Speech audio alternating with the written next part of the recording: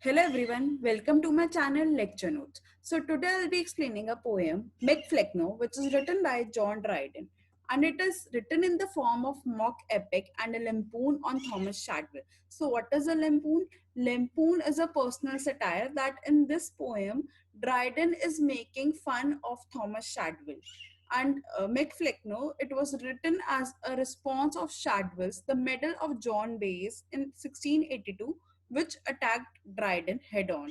Dryden responded within a year with Megfleckno. So clearly, they both had a rivalry, and which turned out to be literary rivalry because they both were writing or mocking each other, satirizing each other through their works. And one of the works is Megfleckno, which I'll be explaining in this video.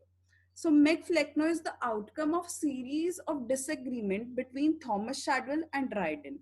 Their quarrel blossomed from the following disagreement. So there are few points which led to their disagreement, and it turned out to be a big grievance, a public grievance between them. So the points are that different estimates of the genius of Ben Jonson, a sharp disagreement over the true purpose of comedy, contention over the value of rhymed plays, plagiarism. Shadwell fancied himself higher to Ben Jonson. Shadwell was Protestant and Dryden was Catholic. So clearly, they have different opinions, perspectives, as well as there was a religious difference also. They both did not get along, and which turned out to be the literary fight of that era. So, in this poem, Thomas Shadwell comes to symbolize that all the bad which is in poetry, according to Dryden's opinion, he symbolizes dullness, lack of sense, floppiness, tawdiness, and appeal to lower sorts of art and people, impudence, ignorance, and tediousness. So clearly, all the repetition or all the lower work at that time of era, Dryden sees that Shadwell is a symbol for all those work, all the plagiarism that is happening in that era. So the title Flecknoe was named after a recently deceased Irish poet named Richard Flecknoe. Though popularly considered to be very dull, Dryden most likely had no personal grievance against Flecknoe. So this is a satire or lampoon towards Thomas Shadwell only, and why he had chosen the title Mick Flecknoe, because at that point of time Richard Flecknoe had shared the same characteristics, so he took an inspiration from that person, but wrote a lampoon towards Thomas Shadwell only. So moving on towards the lines of the poem. So first of all, I would like to tell you that he says that the poem starts in the form of mock epic, and it is in throughout the poem it is written in an heroic couplet, which is a part of an epic, but it is a mock epic because being a lampoon, it is made fun of. So the poem is in rhymed heroic couplet, typically how epic should be. And it is a mock epic form because it starts with the lofty comment on king and his powers and wealth. So moving with the lines, all human things are subject to decay, and when fate summons, monarchs must obey. So the first two lines are in the form of mock epic, because here he says that when fate summons, when God plans something, or when God destines something, that thing is supposed to happen, and that thing cannot be controlled by the king, that is the richest of all or the most powerful person.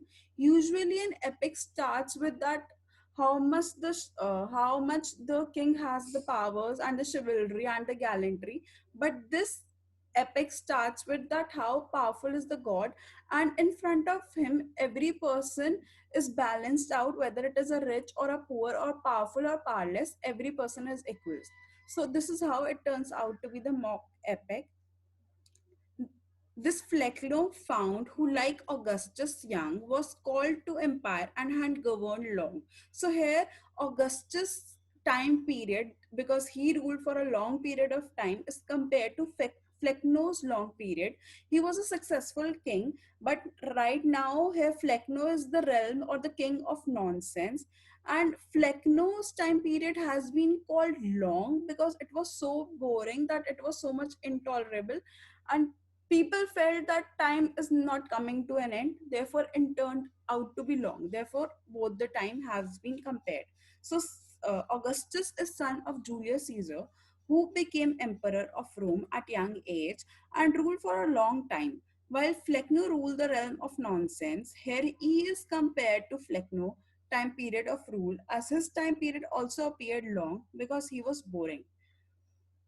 In prose and verse was owned without dispute through all the realm of nonsense absolute. So in prose and verse means that in any way he used to present anything, or in any way he used to write speech or work, turned out to be boring. So whether it is written form or whether he is speaking the lines in form of verse or prose, he was the person who could make anything boring and intolerable.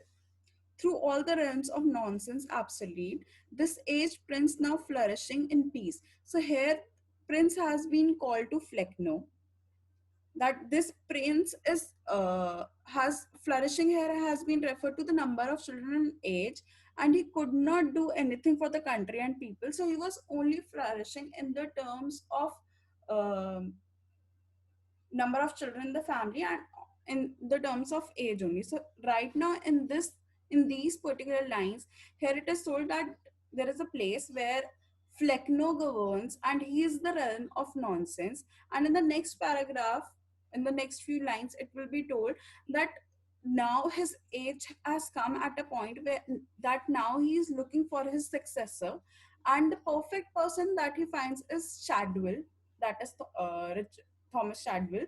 He finds the perfect person who resembles him because he is also the realm of nonsense.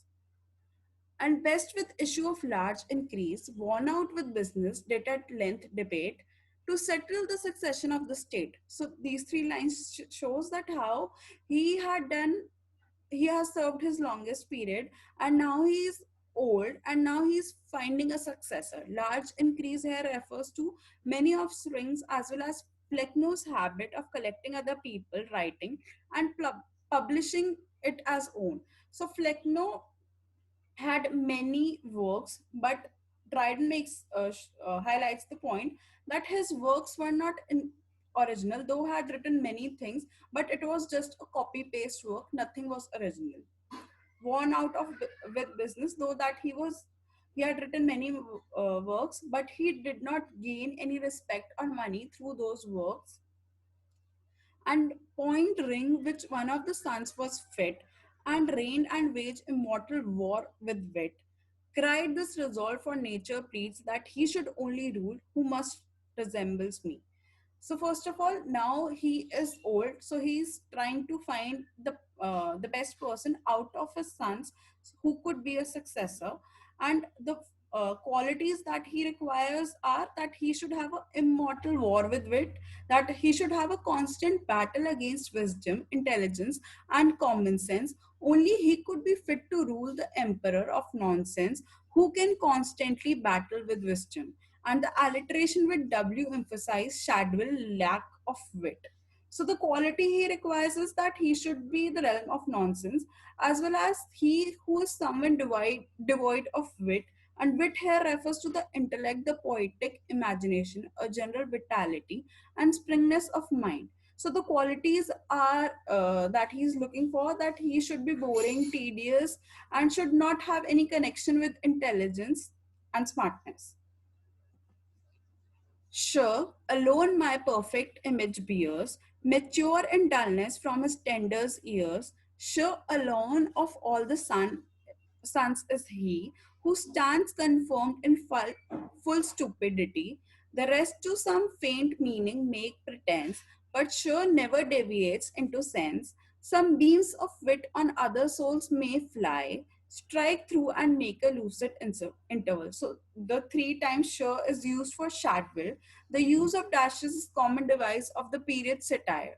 So being a satiristic poem, he had used those devices. So clearly in these lines, he shows that he doesn't have any connection with intelligence only. Sure, only perfect image bears that he resembles the um, old king, that is Fleckno, who was mature in dullness from his tender years. Means here Shadwell is someone that from his childhood onwards, he is the one giving evidence of well developed dullness. That he is the one with years he has developed not knowledge but dullness. Sure alone of all sons is he who stands confirm in full stupidity, that out of his all sons, it is only Shadwell who has reached to the point who can be called stupid enough that he can govern the city. The rest of some faint meanings make pretense, but sure never deviates into sense. So, for some people, they could connect the dots and find a form a picture. But for Shadwell, he never deviates into sense, that he never says or writes anything sensible, even by accident or by mistake. That there are people who don't have enough intelligence or knowledge, but with time and with experience, they do better in life. But Shadwell is something that nothing happens with experience or knowledge to him. He remains same dull as he was born. The show never deviates into sense. Some beams of wit or another souls may fall, strike through and make a lucid interval. So this means that some rays of light may illuminate the mind of others and make them speak intellectually or elegantly, but Shadwell's mind is entirely enveloped in darkness, and no light of knowledge can penetrate it ever. So he's clearly making a full satiristic comment that no matter what he does and what knowledge or experience he gains, that there are people who have a certain or some light of knowledge, but he is the one that throughout the life, no matter what happens, he can never gain a knowledge or anything. But sure, genuine night admits no ray, his rising fogs prevail upon the day. Trying to say that his mind is always in a muddle which can never clear up, that he is so much full of stupidity that there is no space for any kind of intelligence. Besides, his godly fabric fills the eye and seems designed for thoughtless majesty. So here godly fabric refers to so much fat present in the body. So now earlier he was making a comment upon his his mind basically. Now he has started body shaming him. Thus godly fabric means that how much his mind is full of stupidity also, and his body is also filled with fat only.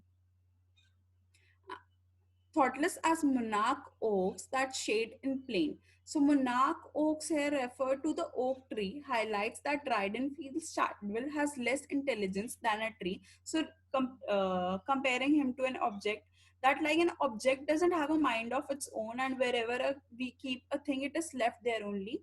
Similarly is Shadwell, that he only listens to other people and then enact. He doesn't have a mind of his own. Secondly, oak trees are very huge and their shadow covers the land area, feeling that they own the shadowed land also. Similarly, Shadwell has similar misconception like oak tree, and he feels his knowledge is very vast, which is not. So like oak tree, when he stands, it is very big and huge, and that oak tree feels that the shadow that is falling upon in front of him is also um, the area that he is covering, which is not right. So similar is the case of Shadwell, that he is a misconception that he has a vast knowledge, but he doesn't have. And spread in solemn state, supinity reign, Haywood and Shirley were but types of thee. So here he has taken the name of two more writers of that era who were similar type to that of Shadwell, who Dryden did not like. So he says that these three are of similar type or in the same team, because what they do is copy and paste. They don't form their own opinion and they follow the path which is followed by others writers. They don't have any original thoughts. the last great prophet of tautology. Even I, a dance for more renown than they. Tautology here means repeating. So he has become ultimate master in repeating things, that he has become the prophet or the master of copy pasting things from other people or repeating whatever he has written. Dance of more renown than they means that he's a stupid slow learning person can gain knowledge of fame eventually, but Shadwell is the worst case. So Dryden claims that the petty act of copy paste and repeating would get them any fame acknowledgement from any sphere was sent before, but to prepare thy way, and coarsely clad in Norwich druggist came. So coarsely here means clothed in coarse woolen suit worn by a poor struggling poet, and Norwich is Shadwell's place of origin. So he clearly says that he is not a popular writer. He was and is a small writer, poor struggling writer who only copies and pastes, and he hasn't achieved any great name in it. My warbling lute, the lute I whilom strung, when the King John of Portugal I sung, was but the prelude to the glorious day. So whilom here means the anarchic time for once, which highlights the mock epic language used in the poem. And secondly, as the speaker once played flute, a stringed instrument pictured here for King John of Portugal. So in the earlier paragraph, he made fun of his mind. Then he did the body shaming, and in the third, he's making fun of how he used to play the lute, the musical instrument. So he is mocking on every quality or every talent, whether it is poetry, virtue wise, any talent that Shadwell has. And King John of Portugal, referring to that era, that when the King John was traveling through um, Thames River on a glorious day, at that point of time, Shadwell was playing that lute, and he felt that he is playing it so well, but it wasn't the perfect thing. And secondly, it shows that when a king is coronated, the musical instruments is played. So that McFlecknoe thing, that Flecknoe has chosen the king of his realm of nonsense, and now it is the time of celebration, and therefore there is musical instrument and everything is playing. So in the next video, I'll be explaining the rest of the poem. This is the first part, and there will be three parts explaining the same poem. Thanks for watching this video, and do like, subscribe, and